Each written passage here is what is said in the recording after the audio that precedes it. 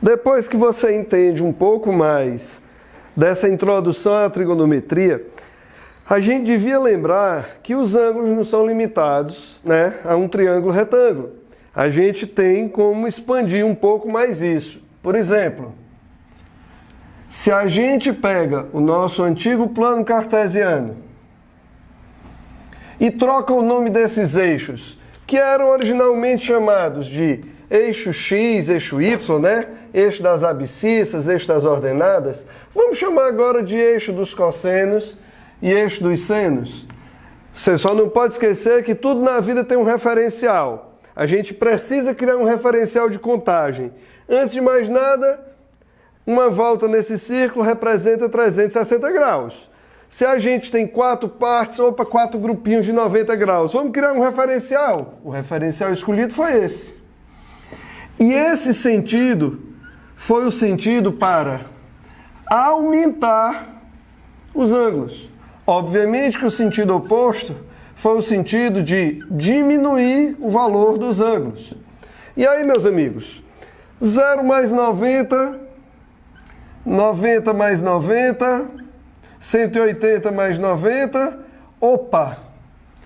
O próprio zero está coincidindo com 360 graus. A gente poderia expandir esse conceitozinho mais na frente, mas eu vou só citar, ok? É aqui que nasce o conceito de arcos côngruos. Arcos que estão na mesma posição do ciclo, embora tenham nomes diferentes. E há 1000 regras que eu respeito todas. É tão importante a gente frisar isso. Amigos, não importa como foi que você estudou, importa se aquilo ficou na sua cabeça. Na minha cabeça, sempre entender o porquê das coisas foi mais importante do que decorar o porquê das coisas. Então, por exemplo, esses sinaizinhos que a gente coloca aqui nos eixos são os mesmos sinais da orientação no nosso plano cartesiano. Por que essa dificuldade toda, né? E se a gente criou uma numeração e uma ordem, um sentido para que esses ângulos se apresentem, cada parte dessa vai ser a quarta parte do todo, por isso que ganhou esse nome de quadrante, ok? E, seguindo a orientação, eu juro por tudo que é santo no mundo que eu respeito todas as regrinhas de memorizar isso. Mas, meus amigos, vocês lembram que o seno está representado de um ângulo nesse eixo? Então, olha só, o seno no primeiro e segundo quadrante é positivo. Se o ângulo estiver entre 0 e 90 e entre 90 e 180, o seno dele é positivo. Se ele está no terceiro ou no quarto quadrante, um ângulo entre 180 e 270, ou de 270 a 360, o seno, ou entre esses aí, o seno já é negativo. O cosseno, eu estou lendo aqui, ó. No primeiro e quarto quadrantes positivo, no segundo e terceiro negativo. Ah, mas e as outras? A tangente não é o seno sobre cosseno. Ela não é uma divisão? Que eu saiba, divisão de números iguais dará sempre positivo. Então, é por isso que no primeiro e no terceiro quadrantes, a tangente ela será sempre positiva. Já no segundo e quarto quadrantes, a tangente vai ser o quê? Negativa. Então, meu amigo, ah, mas e as outras três? Os inversos? Fica tranquilo, cara. Um número e seu inverso tem sempre o mesmo sinal. Então, quem quer saber o sinal da secante de alguém, é só olhar para o sinal que o cosseno teria. Quem quer saber o sinal da cossecante, é só olhar o sinal que o seno teria. E quem quer olhar o sinal da cotangente de um ângulo, é só olhar qual o sinal que a tangente teria. E, amigos, nessa nossa brincadeira do círculo trigonométrico, aparecem algumas relaçõezinhas que a gente chama de identidades, ó. E elas foram muito úteis, elas são muito úteis, tá?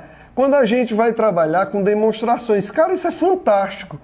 Mas essa pessoa que está aí do outro lado da tela, ela é um professor de matemática? Ela é o monstro da matemática? Não, né?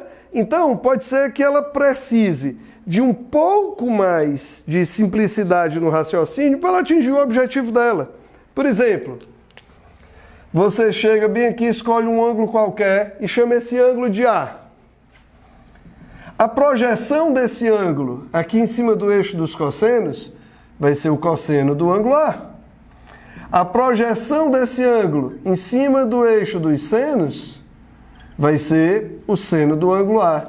Mas não adianta nada se a gente não souber que o círculo trigonométrico foi criado a partir de uma premissa, ser limitado ao raio 1. Então, por isso que o maior seno de um ângulo que existe, mais 1, o menor seno, menos 1, o maior cosseno que existe, mais 1, por causa do raio do círculo. E olhando um pouquinho para a geometria dessa figura, esse tamanhozinho aqui é igual a esse. E esse tamanho aqui de cima é rigorosamente igual a esse de baixo. Meu amigo, pensa comigo. Isso daqui não é um triângulo retângulo? Então, de posse dessa informação, eu não poderia simplesmente dizer que cateto ao quadrado mais cateto ao quadrado igual ao quadrado da hipotenusa? O que a gente chama de relação fundamental da trigonometria, isso não passa do teorema de Pitágoras. Então, é importante saber de onde as coisas vêm, porque daqui você pode escrever que seno ao quadrado de um ângulo é 1 menos cosseno ao quadrado. Não vamos deixar o aluno inseguro não, você só fez isolar o termo. Cosseno ao quadrado igual a 1 menos seno ao quadrado. Também só fiz isolar o termo. Mas o mais legal que eu acho é quando você chega e pega que o seno ao quadrado de A mais o cosseno ao quadrado de A é igual a 1. Você já observou o que é que acontece se eu dividir todos esses termos pela constante cosseno ao quadrado, pelo mesmo fator? Olha, seno ao quadrado de A dividido por cosseno ao quadrado de A, isso vai dar tangente ao quadrado de A. Cosseno ao quadrado de A dividido por cosseno ao quadrado de A é 1. Aqui não é o inverso do cosseno ao quadrado? Se fosse só o inverso do cosseno, não seria a nossa querida secante? Então, o inverso do cosseno ao quadrado, secante ao quadrado de A. Isso é tido como mais uma identidade trigonométrica e nós poderíamos nos prender de que ela é originária apenas da relação fundamental, que não passa do teorema de Pitágoras. Se nós pegássemos essa relação também fundamental da trigonometria e dividíssemos todos os termos agora por seno ao quadrado de A, veja só. Seno ao quadrado dividido por seno ao quadrado, isso é 1. Cosseno ao quadrado sobre seno ao quadrado, isso é o inverso de seno ao quadrado sobre cosseno ao quadrado. Então pronto, isso é a cotangente ao quadrado de A.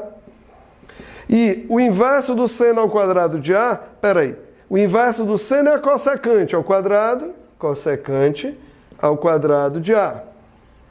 Vejam que todas essas relações têm origem, mas para que elas vão servir, né? Para que elas vão servir? Dá uma olhadinha, eu vou fazer um exercíciozinho que ele pode ser feito de forma bem longa ou de forma mais prática. O matemático, aquela pessoa estudiosa, ela vai dizer, mas eu não estou admitindo que um ângulo do outro quadrante não cabe num triângulo. Se a gente já tivesse estudado redução ao primeiro quadrante, a gente entenderia que os ângulos têm representações todas no primeiro quadrante. Todos os ângulos de outros quadrantes têm representações no primeiro. Ou seja, só vai trocar o sinal, cara. Vamos ser simples com esse menino que não tem facilidade para entender isso.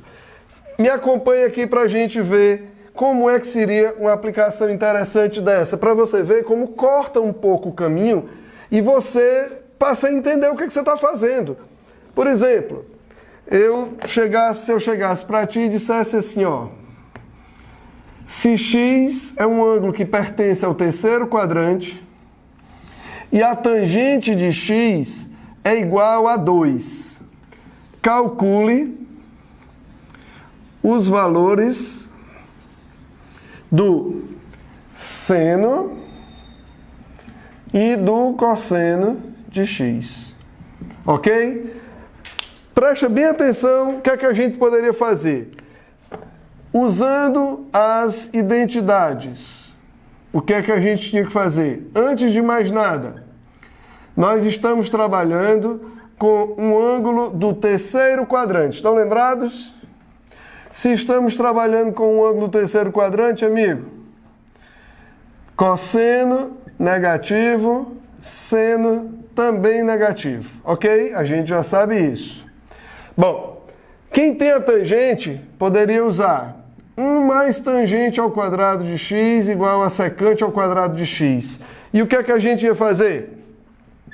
1 mais 2 ao quadrado igual a secante ao quadrado de x. Secante ao quadrado de x igual a 5. A secante de x poderia ser igual a raiz de 5 ou menos raiz de 5.